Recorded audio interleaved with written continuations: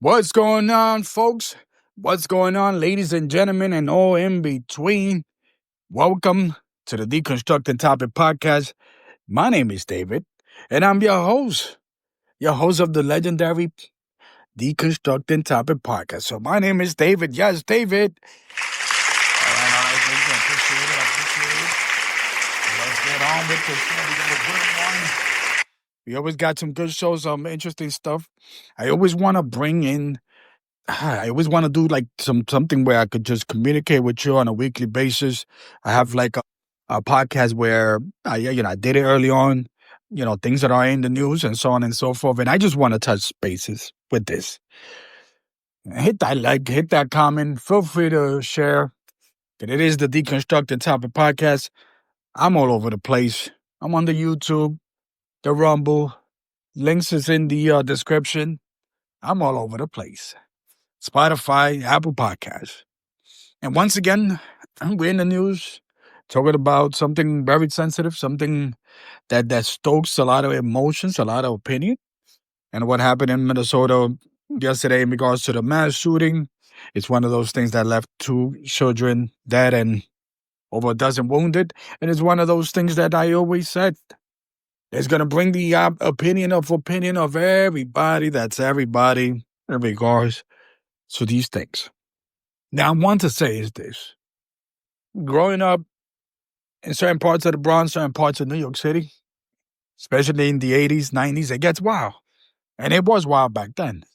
And it's still things that it still haunts. And it's interesting because today in New York City, we have 2 different headlines from 2 of the main newspapers here in New York City, where one talks about the mass shooting, right? Makes a couple of, how can I say, interject here on what exactly, mass shooting, they focus on the individual. And then the other newspaper, it has the headline of someone who was killed in Harlem. And basically they saying, well, stuff like this is happening a little bit too much once again in Harlem. Innocent bystanders get gunned down, especially an elder lady. And then, that's a little headline of the mass shooting. I mean, it's interesting because, those 2 newspapers here in New York City, they have total opposite of philosophy when it comes to politics, who they sponsor, whatever the case might be, right? One would be left, one would be right. And I'm one to always have said that when it comes to mass shooting or anything to that effect, it's one of the times where Americans talk about violence. And I'm one to say that for some reason, violence is something that's always brushed off in certain parts of our neighborhood, in the Bronx, let's say, where we just brush it off like, it's gang violence or whatever the case might be. And people are just like, we got to address the situation with gang violence. And I always said, look, violence is violence, right? And it's interesting because there was a couple of days ago, there was a headline that in the Bronx, you had a couple of mass shooting within an 8-hour period. 2 different situations and a shooting robbery of Amazon drivers. So now, in definition, my understanding is that mass shooting would be involve 3 victims or involve 3 people that are being shot at. So, it just how in this country, how they grab the headlines and make it something where it triggers the emotional people. Now, my observation in regards to mass shooting, and I'm one to say I'm an internet baby. Yeah, internet baby since the 90s. Let's go. It's a website that's I forgot what's the name. I'm not even going to say I forgot the name. It's called Statistas. Forgot the spelling, basically. And if you look at the top 10 mass shooting, when it comes to victim, and I before I did this podcast, I wanted to kind of show, okay, let's see the numbers. If you look at 7 of the 10 mass shooting, has occurred in the last 20, 25 years. Now, I'm an internet baby, right? And I want to bring this up because I always see that there is a connection between the internet, the social medias, and mass shooting. Now, there's other observations. There's other things, too, that I could see that tie up. There's always something where people don't like to talk about it. But let's say there has been mass shooting that are part of the military. There have been mass shooters that have been taking, a lot of them have been taking meds. Matter of fact, the first mass shooting in Texas, and I talked about this before, meds. But no one is going to go after the meds. No one's going to go after big pharma because it's always a thing with guns. And it seems that everything that's around seems to kind of not become an issue, right?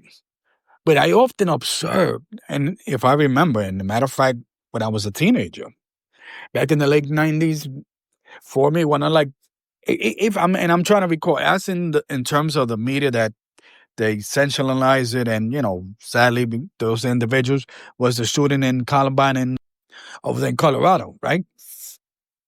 And it's one of those things that I always said that I always observed is that I always kind of make that connection. And there's always something about the internet. There's always something about these social medias that have kind of amped up our emotions and how easy we could be able to kind of buy a gun. And I'm not even going to say that a lot of these mass shooters got it online because they probably got it in their local shop. And then you already know. Some people on some of these gun stores, they probably, hey, we need money. We got to sell the guns. Background check, we'll check 50% of it. You know what I mean? That's one topic. Meds, mental issue. It's a lot of things that for some reason, we tend to forget, and we just, want to point out that, hey, this is people. And I know it's going to be controversial. And I know that some people have brought up the situation where it seems like it's a trend now of trans people who have committed the crime. And again, I'm one to say you could grab either this person that's, let's say, quote unquote straight, whatever the case might be, or they religious. Now we bring in the trans. And I will guarantee you, if we take away those things, what's behind that? There's something more sinister. And we could bring up the meds. We could bring mental issues, but that's not the sexy thing. That's not the headline that's going to make reforms. And that's not what the mainstream media is going to gravitate to be like, you know what, this is why we need this and that. But I always often said that the behavior of us human, now me personally, grew up in a hood. I'm going to say we live in a crazy time back then, back in the 80s and 90s. Now, because people have cell phones, the crime stats have probably gone up. Because of cell phone, now people could take pictures, cameras. So, some people might be reluctant. The way that we see things are a little bit different because it used to be, and I often said this, it used to be that when you get bullied, and that's another topic there too, it would often come that, hey, listen, I'm a school kid from the 80s, 90s. So if, let's say, when the bullying happened, it happened during school hours. You could tell a teacher, right? You could bring it up to your parents.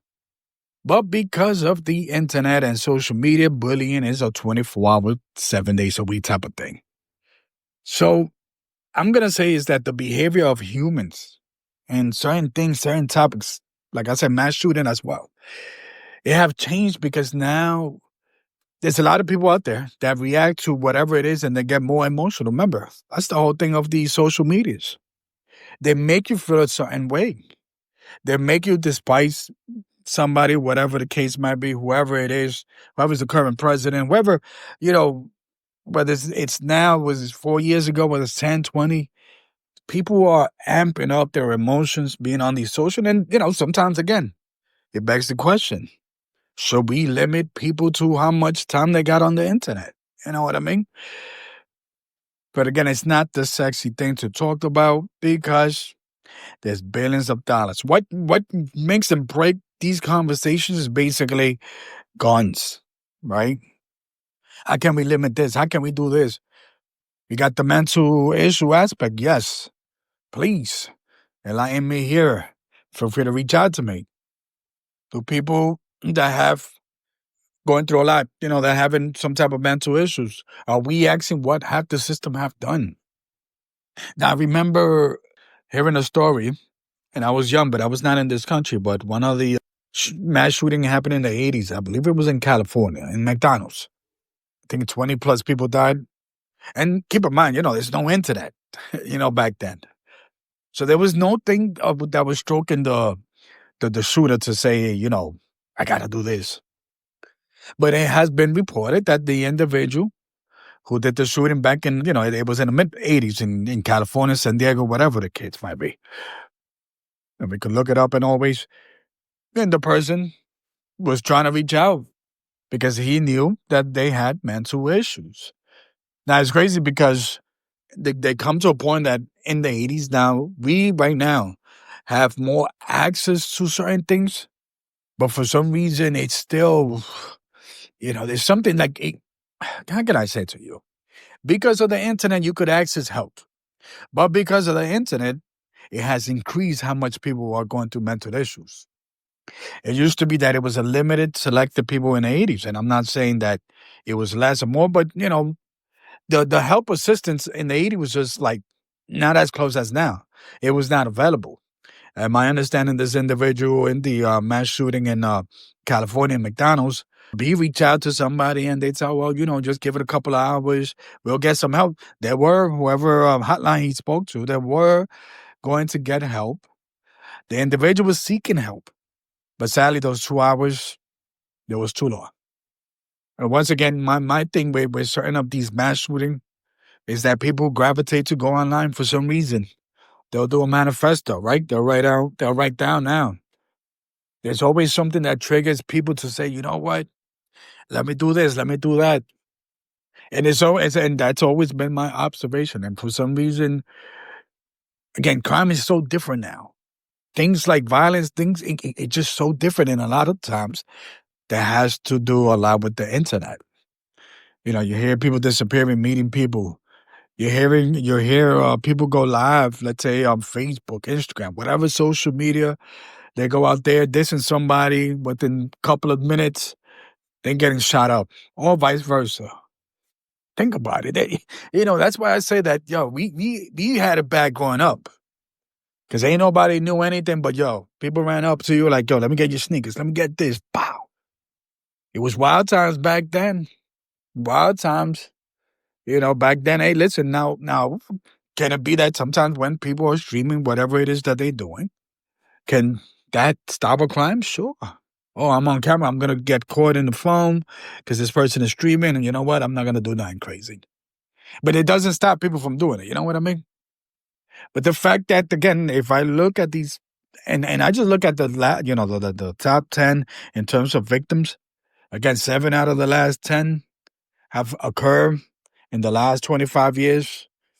What happened 25 years in the mid-90s, especially when the internet became commercial in the mid-90s. And even in the mid-90s, it was still, but by 97, 98, yeah, it was ramping up. The internet was ramping it up, especially internet service providers started providing unlimited service. Instead of like, I remember, was it the company, for those people who remember AOL, American Online, right?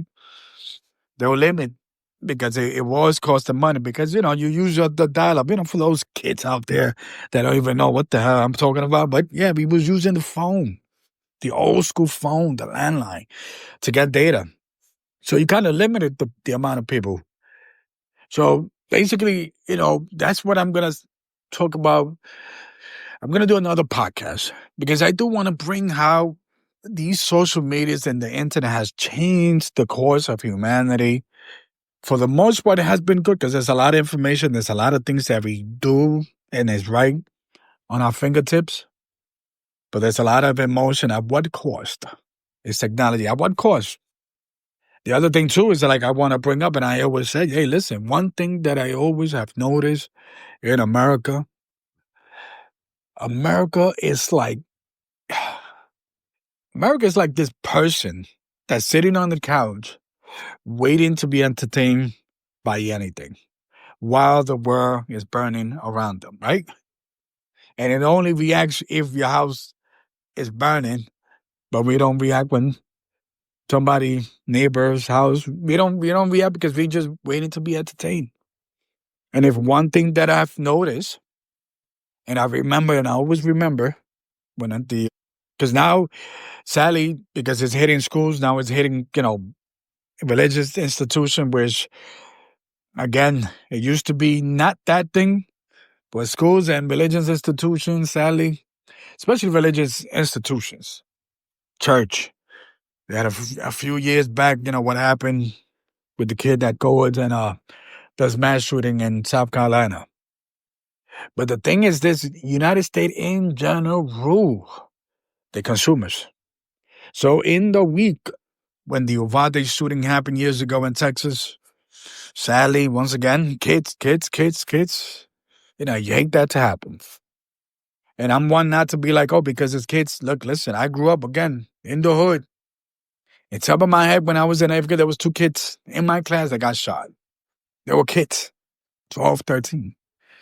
And they knew, and I knew people of their young brothers, sisters got shot. So when the Uvalde shooting happened, the number one movie of that in that week was John Wick. Was it John Wick 3, I believe? John Wick 4? Think about it. What is John Wick, right? Action-packed movie with a lot of guns and a lot of shooting. What I'm saying to you, my peoples, the day that United States stopped being the day that United States or Americans, and I'm not even going to say American, people in general, people that are living in this country, the day that they stop becoming consumers, things perhaps might change, but as long as we are consumers, this thing will continue to happen. As long as people go to the movies and continue to love these action-packed John Wick movies, I enjoy them. I ain't going to do something like John Wick, but I enjoy the movies.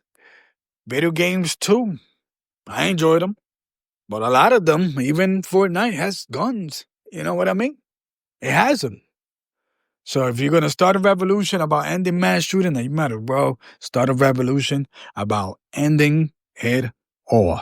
And I'm not sure, and I would highly doubt it if that's going to happen. Well, that's my take on that situation. Once again, hopefully, you enjoyed this legendary podcast and the Deconstructing Topic podcast. Once again, my name is David. Feel free to hit me with the comment, share, and all that good stuff. We're making it happen 24/7. You already know I'm out of here. Peace.